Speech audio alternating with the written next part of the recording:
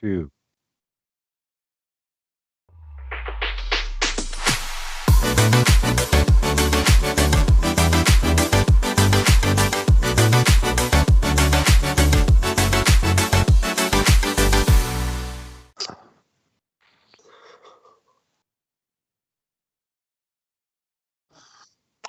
Hi, everyone. Welcome to our live streaming event for the Webequay Supply Road project. I'm Don Parkinson, consultation lead with S&C Lavalin. Typically, we would be visiting communities to consult and engage with them on the project. However, in light of the COVID-19 pandemic, we are adapting to our new normal and will be continuing to host a series of these live streaming sessions weekly, every Wednesday from 5 to 5:30. Focusing on different topics and areas of the environmental assessment for the project. Please engage with us throughout the session and send us your questions. We'll post the number regularly. But before we go any further, I want to introduce my usual co-host, Michael Fox, who is the project facilitator for the Webequay Supply Road project. How are you doing today, Mike? I'm doing okay, Don. It's good to be here at the studio. A little different for me, but we'll get used to this new normal, as you say. You're manning the desk there, Mike, by yourself, and we're in the windows on on either side there. So you look a little lonely there, but we'll help you out.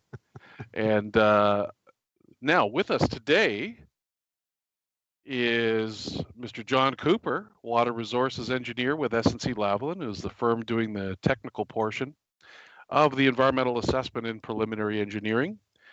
John is here to talk today about one of the water topics, which is Muskeg and road design. These are extremely important considerations for the environmental assessment. John is no stranger to our streaming sessions. He joined us today for his first radio show. Did a fine job, made some nice musical selections. Thank you for that, John. Welcome aboard.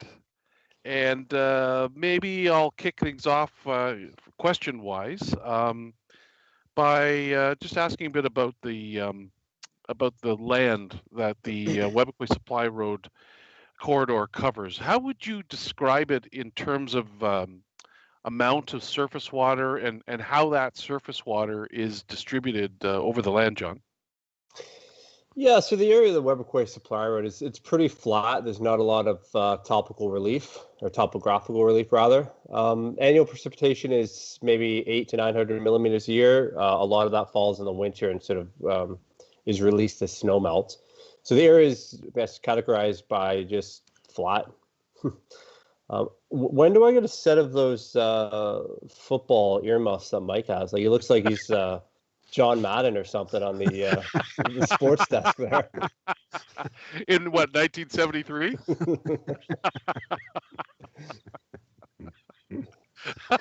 Back to you, Boomer. All right. Do our play-by-play here. We'll. All he needs is a big antenna sticking out from them too, right? Yeah. So, what are the aspects of the land within the project that are unique for this project?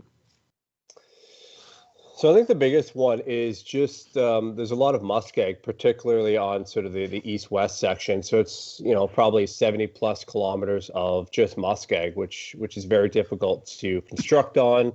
The people up there know difficult to walk around in. It's just a challenging terrain from both constructability and just sort of even wildlife and environmental reasons. So I'd say the muskeg.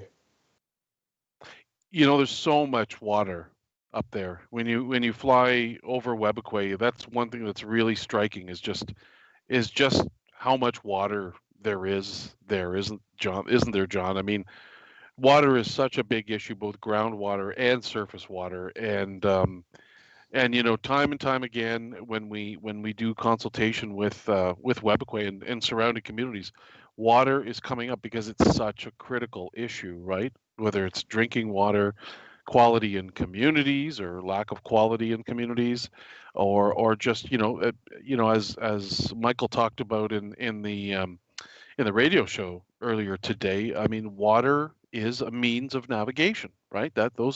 the waterways and the connection of the waterways, that's the highway system for many of the community members. That's how they get around, because it's not easy to get around without roads, and at other times of year. So, well, let's move on a bit now, John, and maybe start from scratch here, and maybe you can tell us a bit about what muskeg is once you finish Sure. drinking water. Yeah, sir.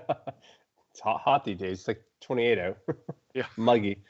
Now you're complaining about the heat. Yeah, no, never complain about the heat. So muskeg is kind of described as like a swampy material, right? So it's a lot of water. It's a lot of organic material, sort of decaying plant and vegetation matter, almost like a floating vegetation of decaying material on top of water. So it looks solid. It looks like it's just ground, but when you step on it, you sink through. It's just a lot of water, sort of saturated material, very stagnant water that's sort of trapped by impervious layers such as permafrost or bedrock. So basically, once water gets in there, plants die and whatnot, and then it's just sort of a floating layer of vegetation, really. So it's interesting material. Yeah, it is. So how does water behave in these muskeg areas? So because the water is essentially trapped, like it's very impervious material, water moves through very slowly. So sort of water gets stuck in the muskeg and kind of stays there. Surface water, via rainfall or snow melt will sort of kind of go on the top and sort of, act as sheet flow. But the water within the muskeg itself is very slow moving, very stagnant, really. Like just think of it as just a pool of water that just sort of stays there, really.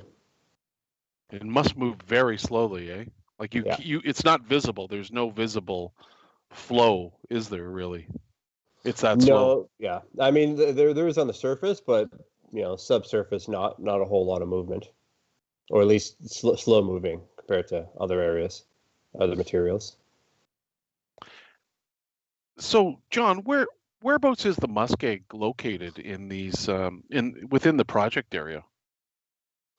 So once you come off the community, sort of by the airport, and it kind of hooks around a lake and sort of the north section. Once you reach that, so pretty much the entire east-west section, or a good chunk of that, is on muskeg. So essentially, when you're looking at it on a map, the horizontal left to right or right to left section is predominantly in muskeg. So it's a sizable portion of the road. So it's a pretty significant factor in Yeah. and we'll learn more in road design, right? Because it's over half of the length of the road, isn't it? Yeah, it's a good chunk of the road. Mm. So why does muskeg require special planning when building roads to these areas? So the muskeg kind of has twofold elements to it. The one is sort of the environmental factor, right? I mean, everyone knows it's sort of a carbon sink, and it's ecologically important, and from a natural heritage and natural environment perspective, it doesn't want to be disturbed. But from a straight engineering perspective, it doesn't have a lot of competency. It's not have a lot of bearing capacity. So whenever you drive equipment on it, or roads, or even walk on it, you sort of sink down, right? I mean, there's stories in Northern Ontario and Manitoba, et cetera, that, excavators have been lost to this material. Historically, roads built in this area, it just require a huge amount of rock fill. You're essentially refilling a pool of water till you get to competent ground. So from that perspective, it's difficult because it doesn't hold any weight. So it's difficult to build any sort of infrastructure on top of it. But John, these roads exist all over the world, right? In through these roads that go through Muskeg. I mean, whether it's mining sites or so, it's not, the idea of building a road through these areas is not really a foreign idea, is it? No, I mean, you see it all the time in the mining world. Mike alluded to earlier, the railway from I think Cochrane up to Moosonee was done in this type of material. So I mean, it is done. The challenge for this project in particular is sort of meeting a higher standard, right? Because it's going to be a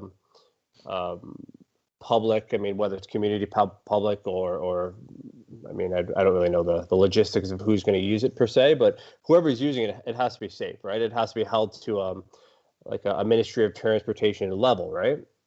So it needs to be to a higher level than some of the mining roads or some of the historic roads that may have been built in the past. So that's one of the challenges to this, and it has to be done, balancing environmental factors, but also balancing cost, right? I mean, it's easy enough to just dump a whole bunch of rock until you get a competent ground and there's your road, but the cost to do so is not likely feasible, right? So it's balancing a whole number of elements to satisfy. So it's challenging from many faucets. Well, I guess also in Muskeg areas, there's probably not a lot of rock nearby, right? That's so a good point too. supply of that material isn't usually that close, right? So it just would drive up the cost that much. But okay, I'm going to play a little bit of devil's advocate here. Can't you just build bridges over Muskeg? Yeah, of course you can. You can build a bridge over anything, but it comes down to cost, right? Yeah. I mean, if you say it's a 100-kilometer road and say half of that's Muskeg, so you're looking at somewhere between 50 and 70 kilometers. Needs to be a bridge, and you put in an abutment or a pier, some sort of structural element every 20 to 50 meters. It's not cheap. And Yeah. I mean, not to mention, I mean, if you've flown over that area, it's pristine. Yep. Imagine having a highway that's pure concrete and bridges and girders and steel for 70 kilometers. It's going to look ridiculous. Yeah, and the impact on of driving piles every 20 meters, right? Yeah, a set of piles every 20 meters, to support the road, and it's pretty invasive, isn't it, to go to that level. Absolutely. To build a causeway, which would be essentially a causeway, wouldn't it? I mean, it could be. I mean, you could theoretically, I guess, build a bridge where it's a pier every 60 feet or 20 meters. Yeah. And then you're have girders in between. But I mean, that's crazy. Like, I've never seen think of the longest bridges in the world, right? They're nothing like that. So. No, well, that's right. That's true. There's a Confederation Bridge, right? I don't know. I forget how long that is. The one in Key West I drove on, that was 7 miles. That's a long one, Mike. Yeah, that was about 7 miles, I think. Yep. Yeah. So, so a bridge, doable but expensive, and unlikely. So, what aspects of Muskeg terrain or land type make it challenging for a construction point of view for a road? So kind of what I touched on earlier, because this material has no bearing capacity, it can't hold anything up. You can't just go and lay down your traditional, subgrade and then your final road topping, because it would just essentially disappear. And then if you want to actually excavate the material, because it doesn't really hold itself up per se, because it's almost like really liquidy cream cheese almost. So imagine you take a spoon and you try to dig a hole in cream cheese. It kind of just falls in on itself. Or cottage cheese is probably a better example. It just falls in on itself. So in order to actually excavate that material, you're looking at, say, for every meter you go down, your footprint's probably 10 meters wide. So if you're excavating that material, your footprint becomes really large, which from an environmental and a constructability standpoint is not the best option, or not, well, and the footprint gets bigger. Yeah, right? Exactly. And even if you were to leave the material in place and just sort of fill it with rock fill to sort of build up a competent layer, you're potentially looking at a lot of rock, right? Depending on the depth of the Muskeg, to build all that back up with rock over 50 kilometers, you don't really need a calculator to figure that out. Like it's going to be a lot, right? You can just visualize that, right? Yeah. Or can't visualize it, I guess. So the Muskeg contains peat. Can you maybe tell us, what peat is? Is it like the peat moss that people use in their gardens? Yeah, it's essentially like a really saturated, wet version of that. So it's basically, dead trees, decomposing material that's sort of trapped within the layers. Okay, so that's now maybe Mike. The next question. Yeah, That's an interesting one about the thickness, eh? yeah. So how thick does the peat get through the Muskeg portion of the road corridor? So we've done some ground penetrating radar in that area. So we towed a machine behind a skidoo in the winter, sort of the whole corridor to determine the thickness. And the deepest portion we could find was about 3 meters or 9 feet, give or take. So it's extensive, be quite deep. So John, when they did that work, I guess the idea is they get a better understanding of the thickness in different locations, and then from that, I suppose they can adjust the design for different segments of the road corridor. Is that correct? Yep, that's exactly it. So they with any design, you want to start with a baseline to understand what you're dealing with. So, understanding how thick the peat is across the board is essential to cater or fine tune a design to it. Okay. That's interesting.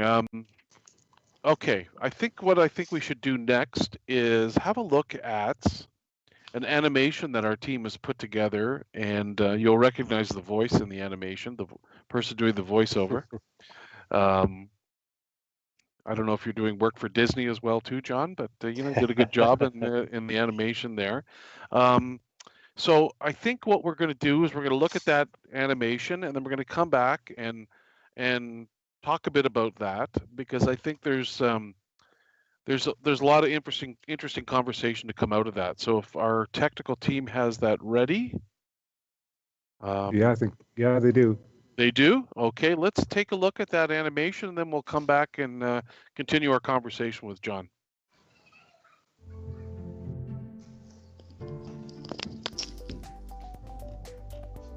After clearing the organic material from the road alignment, a geogrid will be placed on the existing ground, followed by a level of gravelly material to sort of build up the road to the preferred grade.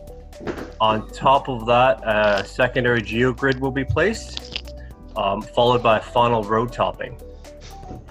This will allow the road to sort of float on top of the Muskeg.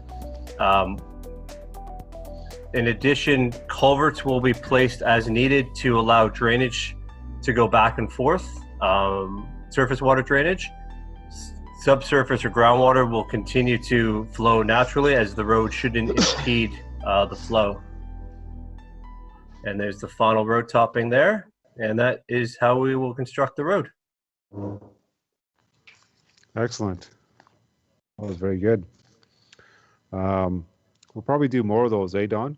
Yeah, they're great. I think they really help explain things. So basically, it sits on top. It's already there. Then the way that animation kind of laid it all out. Is that correct, John?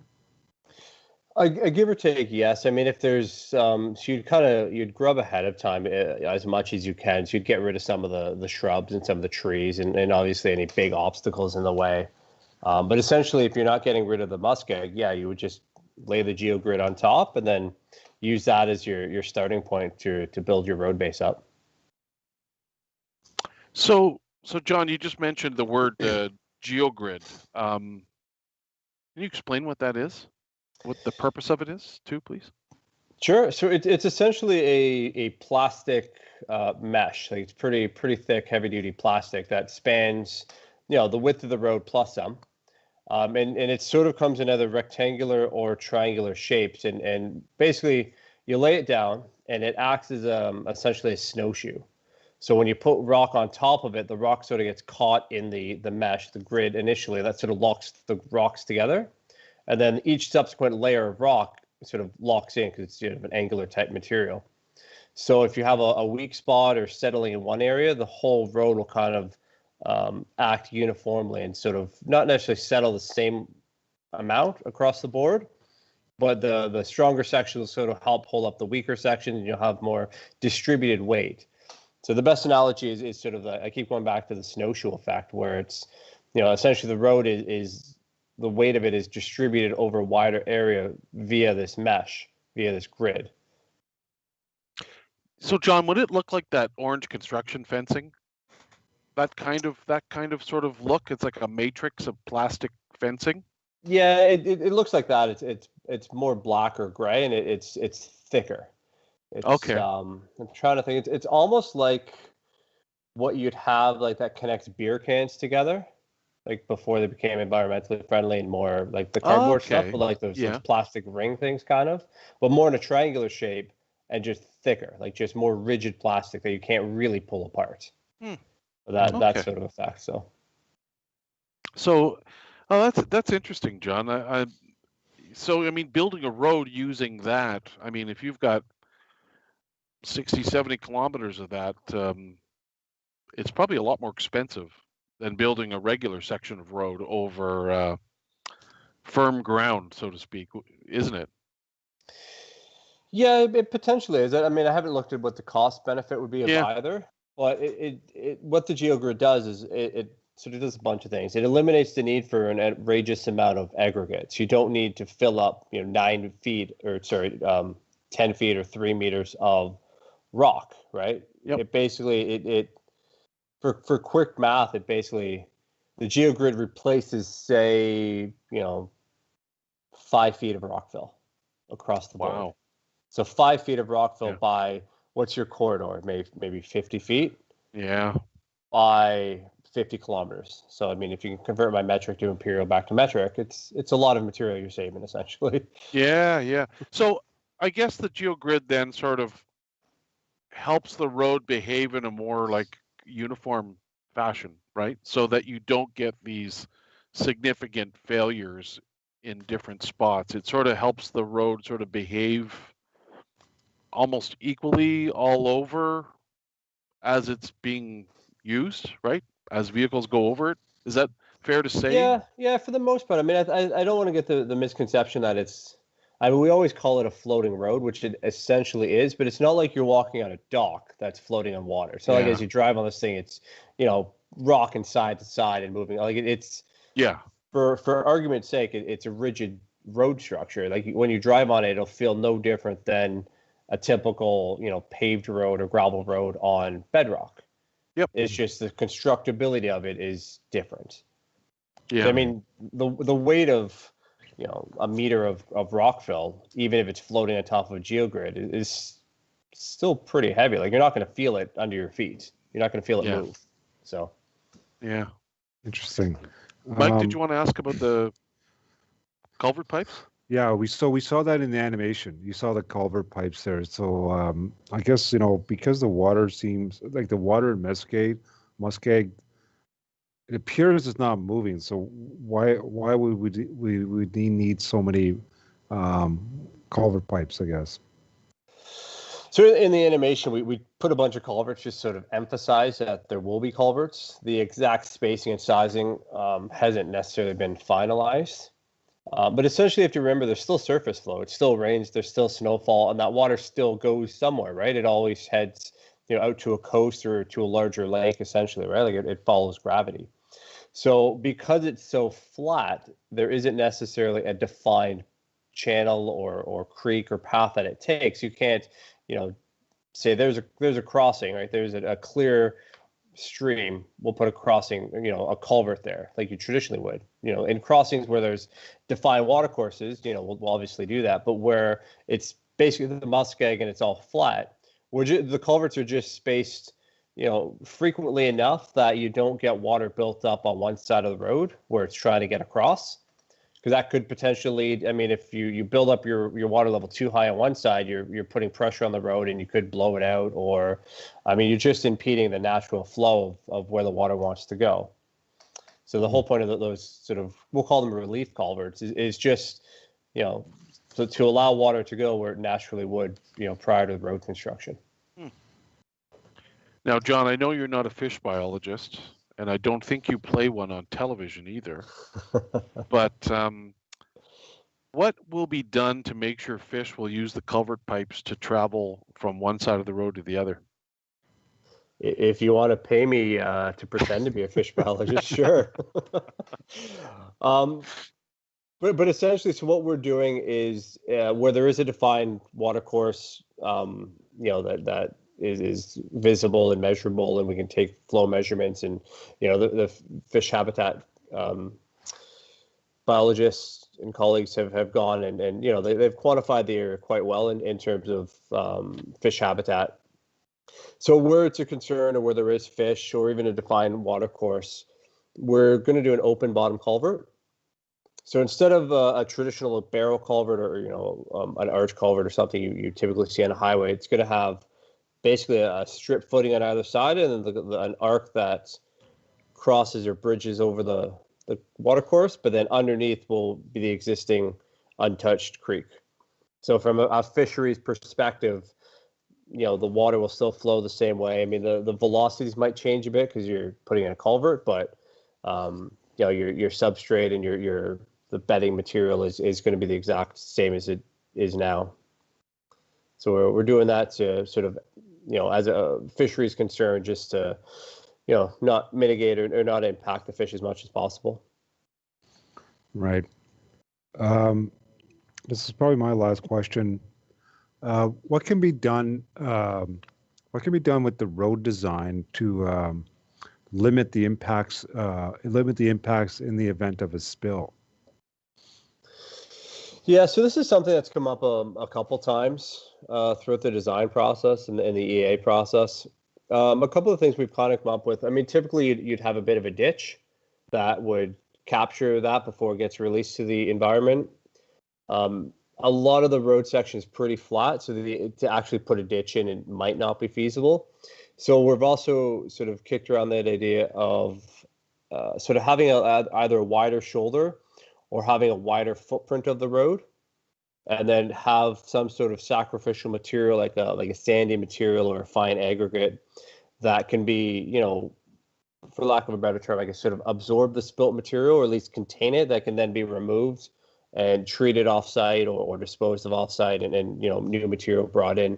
So kind of just creating a buffer between, where a potential spill could happen, which would, be on the road, and then the pristine environment, on either side of it. So I mean, whether that's, you have your built up road on either side of that, you have a flat section that's just, a grassed area or something that it can be easily accessible, easily removed, a bit of a buffer before you get to the water course or the muskeg or the environment. Well, thank you for that, John. Boy, that half hour blew by really fast. Thanks again for joining us. Yeah, thanks for having me, guys. No, it was great, and don't be a stranger. We'll have other topics, water-related topics that we'll be calling you on for, as you probably know. Anyway, and not next week, but we'll give you a couple of weeks off. So my headphones are in the mail, are they? Yeah. Yes. Yeah, we're still looking for them online. We're asking museums if they can donate the set of headphones to you. So just like Mike got there. So anyway, thanks to you, John. Thanks to you, Mike, for co-hosting, and thanks to everyone out there for tuning in today. As I mentioned earlier, we'll be doing these live streaming events weekly, every Wednesday from 5 to 5:30, focusing on different topics and areas of the environmental assessment. For more information, visit our website, supplyroad.ca, and catch us on Facebook as well. Don't forget that the website includes a lot of different information, videos with Webequay community members and subject matter experts like John, fact sheets and newsletters. You can subscribe to our newsletters to get more information, project updates. We're constantly adding new information to the website. So check that out and stick with us week after week, because there's always interesting stuff to talk about for us to talk about, and I think we'll find it interesting to you. And stay safe and healthy, and we'll see you next week. Thanks for joining us. Thank you, Miigwech.